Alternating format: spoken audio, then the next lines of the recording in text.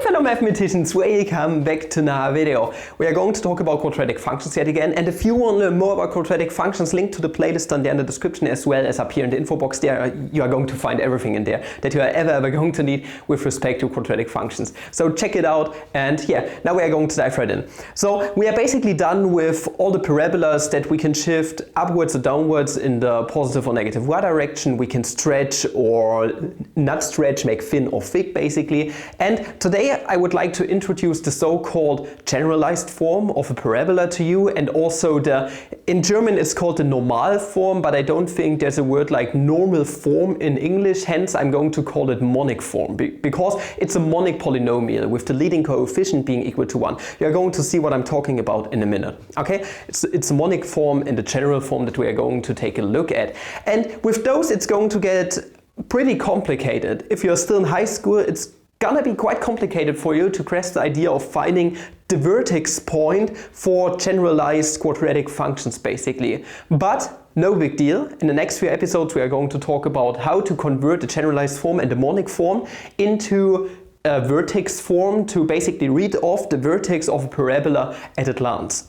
So basically the generalized form and the monic form are going to dictate how you can put a parabola, okay, somewhere in a coordinate system. Really doesn't matter where, you can put them anywhere in a coordinate system, and you can find a general or monic form for parabolas of this kind. So for example, let us draw a few. So we can have a parabola like this, okay, it's a stretched one, for example, which lies in the second quadrant, or we can have a really thick boy, okay, a really thick individual with the vertex point somewhere here, okay, and it's stretched like hell. No, not stretched like hell, it's just scaled to be a thick boy, okay, to a huge extent. So to express functions of this form, which you can move around in the coordinate system wherever you wish, we are going to take a look at two forms. The first one being the general form.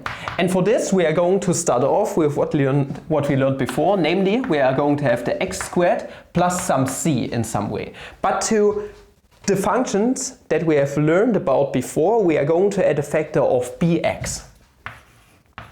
Okay?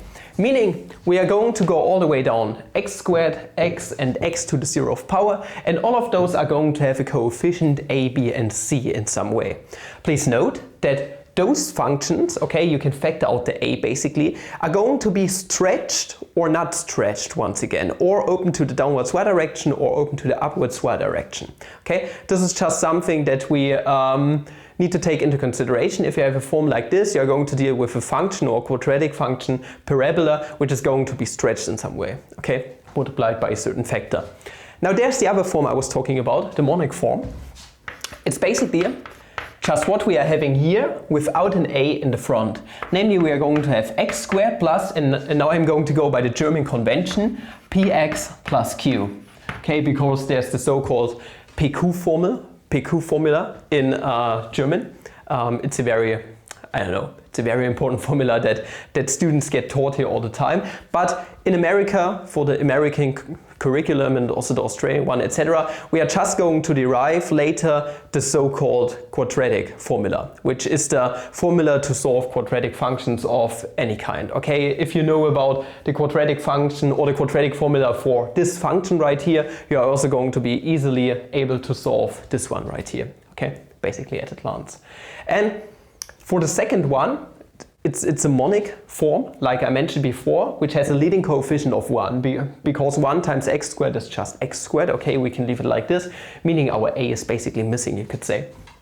And yeah, those are the two forms, and for the second form we are dealing with a parent function, with a normal parabola, meaning functions of those form are neither stretched nor squished nor open to the downwards y direction. They are always going to be parent functions basically, which are going to be moved somewhere in the coordinate system, okay, to our liking. But now here comes the problem in with those two forms basically. Namely, before we had the situation that if we were to cover up this part, we are going to get ax squared plus c. Now we were easily able to find out how much it was shifted to the upwards or downwards y direction all the time by just saying, okay, if it was +1, then it was shifted 1 unit upwards basically. But now with this form we are going to have the problem that even if the c right here is going to be equal to 1. This doesn't imply that our function is indeed shifted 1 unit upwards.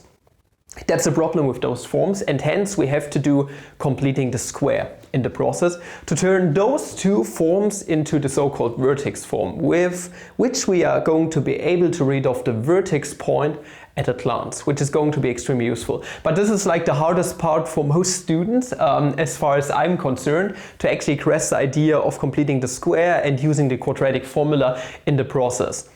It's going to be a bit of work that we need to put in, but yeah, just take this away from what I just said, namely that no matter what the parameters here are, you're not going to be easily able to read off what shift we are having in the coordinate system. Even if it's 2 plus 1, right here we are not able to say that, for example, it's shifted 1 unit upwards and 2 units to the right, for example. We can say this, hence we need to complete the square.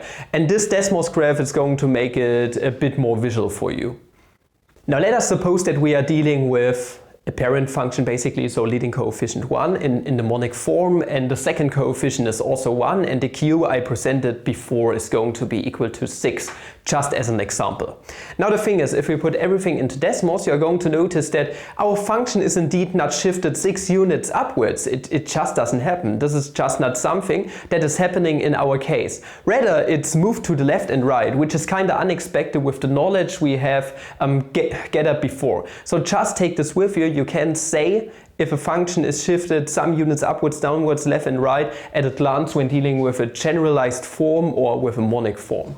And this basically concludes the video for now. I hope you're going to be excited for the next few videos here in the series, because finally it's getting a tiny little bit technical. Other than that, don't forget to check out the main channel and to support the channel by buying the shirts or whatever, or support it on Patreon. And until the next video, I wish you guys a flammable day. Ciao!